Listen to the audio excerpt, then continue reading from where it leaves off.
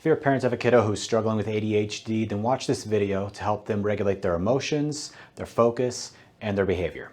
Hey, I'm Dr. Sam McDonald, brain health expert, helping you rewire your brain so you can live a better life. If you love this content, make sure to like and subscribe so you get the notifications for each week's new video. So in order to understand how to help a child with ADHD, you need to understand what's actually happening in the brain of a child with ADHD. So true ADHD is a neurological issue of what's happening up in the brain. Specifically, it's affecting more of the right side of the brain than the left, but there's several different networks in the brain that are going to be affected. So understand the brain grows and develops from the bottom up, and then from back forward, and then from right to left. So all this is happening especially in utero, but it continues to grow and develop all the way up until the age of 25. So in the first 2 years of life, the brain is really growing and developing from the bottom up. The brainstem area, think of these as like basic life functions like eating, sleeping, and pooping. The other parts of the brain that are growing and developing in that first 2 years of life are going to be the cerebellum. This is responsible for midline muscle coordination as well as smooth muscular movements. And it's also going to be the right side of the brain. After the age of 2, so from 2 to 4, then the left brain is really coming online, and that's where most parents start to notice things like the terrible twos, as well as more emotional type of behavior. This is all normal and natural. It's not your kid acting out. It's truly the brain growing and developing. But understand ADHD, or attention deficit disorder, is a problem with focus and attention. So all but one of our focus and attention networks are on the right side of the brain.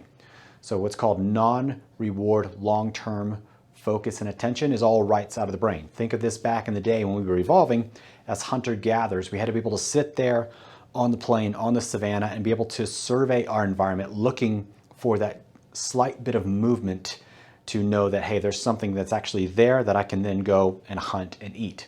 Versus what's called short-term reward-driven behavior, that's more left brain.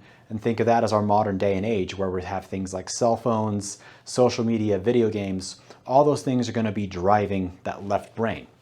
Now in a classroom and specifically, which is where most parents see problems with focus and attention, that's going to be more right brain because the child's having to sit there, listen to a teacher explain instructions and go over different things, and they have to know what in particular is important, i.e. they're having to sit there and wait for this information to know then what's going to be actualized and what's going to be used. And then they're going to have to apply that to their particular lessons.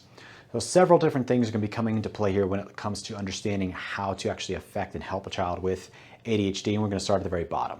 So the first area we're going to look at and what you need to do to help your kiddo with ADHD is looking at retained primitive reflexes and finding out, does your child have them, and then do you need to integrate them? So primitive reflexes are the training wheels for the brain and the nervous system. These are reflexive movements that a baby is going to have in the first year of life. Their whole job in brain development is to get your kiddo up and walking. After that first year, once your kid is walking, the brain develops enough to shut these reflexes off.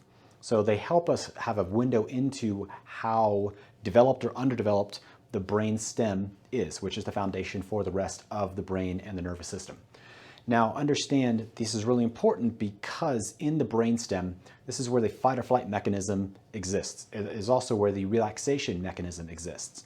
And when a kiddo is born, as a baby is growing and developing, they're primarily going to be more in that sympathetic fight or flight mode state more often because the baby does not have the proper neurological mechanisms yet developed to shut that reflex off. So think a baby really has 3 basic programs: eat, sleep, and poop. And after that first year of life, these reflexes, these primitive reflexes need to shut off. However, if they're still retained, this means that the brain age is immature. It does not correlate with the chronological age, which means your child's fight or flight mechanism potentially can be more wound up. Now ask yourself and think about this for just a second.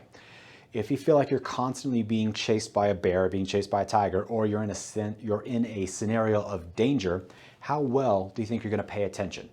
Probably not very well, right? Because your brain is constantly perceiving danger, which means it's constantly going to be looking around in the environment for that danger, which is why a kiddo who has ADHD is going to be always distracted by the things because their brain is constantly perceiving danger. They're looking every single place and they're saying, look, that could be danger there, that could be danger there. So they're always looking at all the different inputs and distractions that are coming in, thus keeping them from being focused on what they need to be. Now, this also is going to bleed over into other parts of their life, specifically with sleep issues. So most ADHD kiddos get the moniker of being wired and tired. So they're constantly going and going and going, and then it comes to the end of the day, they don't have that mechanism to wind down because, again, their brainstem's immature, it's not properly developed, so they don't have these wind down mechanisms, which means they're not going to get that proper restorative sleep, which means they're then starting the next day tired, and then the brain goes back into this fight or flight mechanism, so now they're wired again, and this cycle just continues to perpetuate itself. So the first thing as a parent you need to do is to have them evaluated or evaluate them yourself for these retained primitive reflexes. So the next thing you need to look at for your kiddo who is struggling with ADHD is looking at how much coordination or lack of coordination do they have. So the next part of the brain that we're talking about is the cerebellum, which is responsible for balance and coordination. So a couple things you can look at for your kiddo is how well can they stand with their feet together? How well can they stand with their feet together with their eyes closed? Do they have good rhythmic movements? So one of the things that we test kiddos in the office with is a metronome and seeing how well that they can clap on the beat.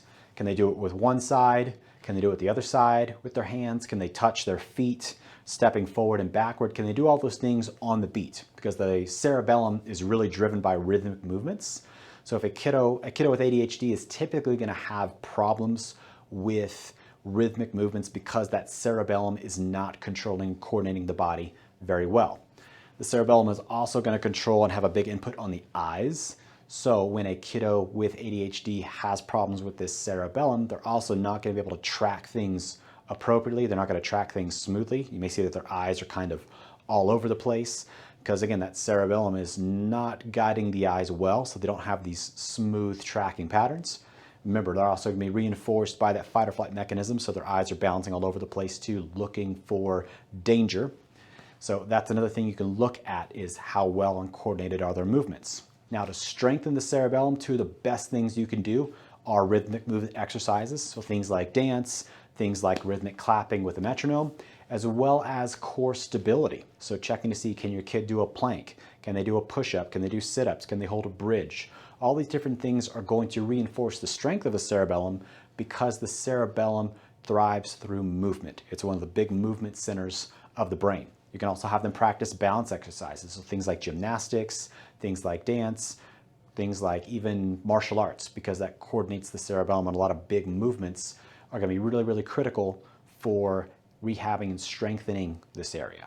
So last area that we look at, and last thing that you as a parent can do to help your kiddo with ADHD is understand, do they have a brain imbalance? Meaning, is one side of the brain not functioning at the same level as the other side?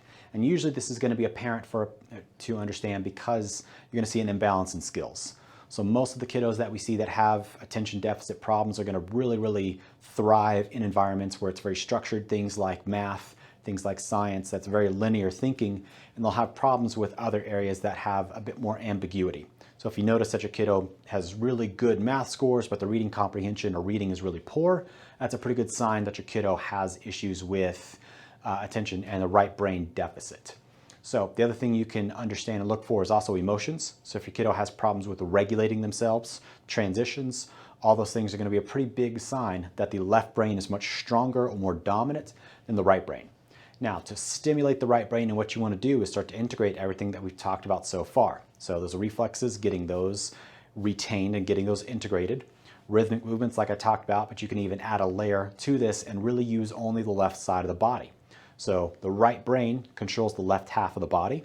So what you can do is stimulate the left hand, the left foot, have them moving and using that more often, throwing balls with the left hand, kicking with the left foot, really big movements. So sports and athletics are really great for kids with ADHD because it usually incorporates a lot of big muscular movements, which drives the right brain even more. Things like vibration or a TENS unit can be really wonderful on the left side of the body because that's going to provide stimulation up to the right brain.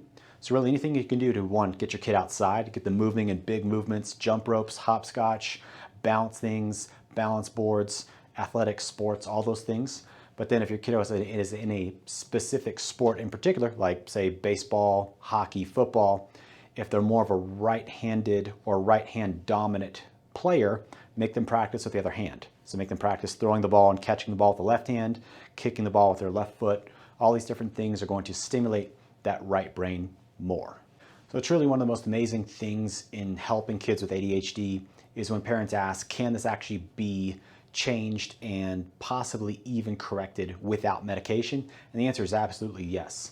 As I've talked about in this video, ADHD is a neurological condition, and while medication can have effects on it, what's even better is really getting that underlying neurological dysfunction corrected so your kiddo can have a full, optimum, and healthy life. So if you're a parent, you found this information helpful, please leave us a like, comment below if you have questions or if any of this didn't make sense, you're looking for further guidance, or even send us an email. We'd love to help parents understand this journey and show them that yes, there are actual non-pharmaceutical ways to help your kiddo with ADHD. So on that note, you should be healthy by choice, not by chance, and for that reason, I will see you on the next video.